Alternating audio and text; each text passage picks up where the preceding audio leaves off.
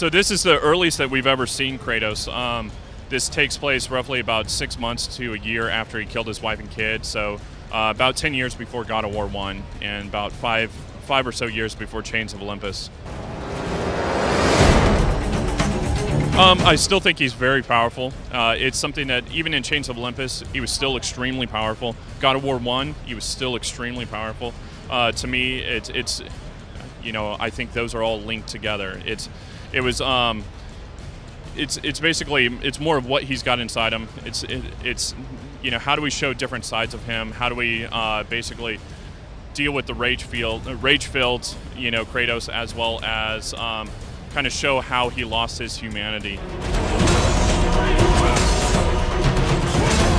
Basically, you know, for us, we want to make sure that we're still doing our big moments. We're still doing our Titan battles kind of thing.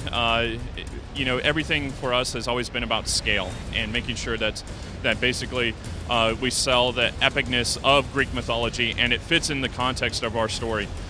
You know, frankly, in my mind, our lead designer said, you know, hey, we would be stupid not to do Titans. You know, we built that tech already. Why wouldn't we want to do this? And you know, we were able to make it fit into the story, fit into the context of the story, and basically you will see big moments, you know, that you've come to love and expect from God of War. And from this rage, this madness of war, the Furies were brought forth. He's actually going up against the Furies in this one. The whole idea behind it is, how do you undo selling your soul to the devil?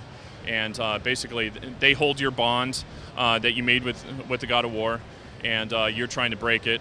And so this story is all about what happens when you try to undo selling your soul.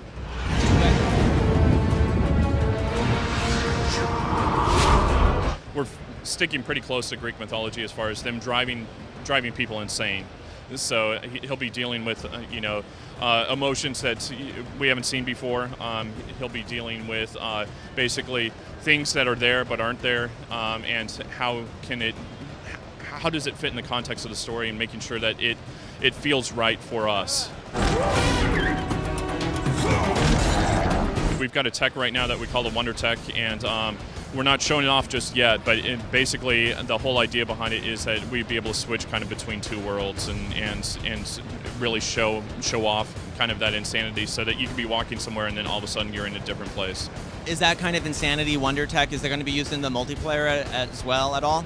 No, not right now. So you know, with multiplayer, we are tying it into the story, so you will see basically your character somewhere in the single-player story, and then it'll tie in, and basically that character will sell his soul to the gods, and then go from there. Well, we're not doing major changes to the franchise. For us, it's more of an evolution versus a revolution on stuff.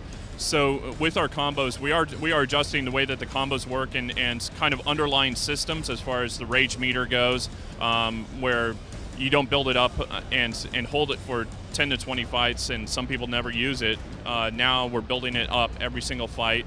Then we've always obviously gone to like the sub-weapon stuff now, so it's a different way for people to build up combos. And then we've also adjusted the way that we're doing CS moves on certain enemies, so promptless mini games, and I mean, those are just some of the underlying systems that we're doing, as far as also adjusting the way that we're doing nav sequences and some of the items that you can use for puzzles. The gods are watching. For us, when we did the sex mini game in God of War 1, this is something that Dave and the team really struggled with, as far as, does it fit his character? Is it silly? Is it stupid? And you know, Dave wanted to sell his character as more animalistic.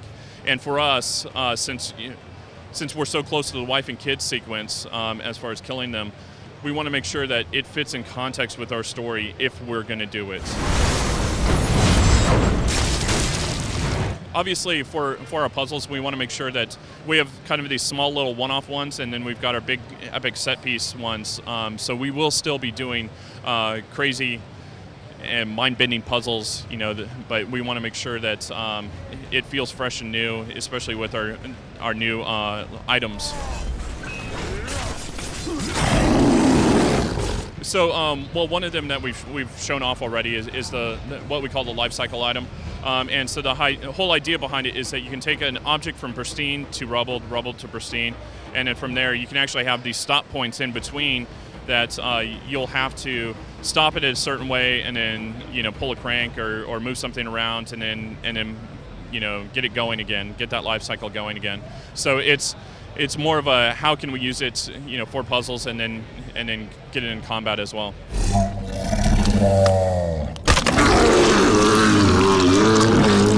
God of War Ascension comes out March 12th, 2013.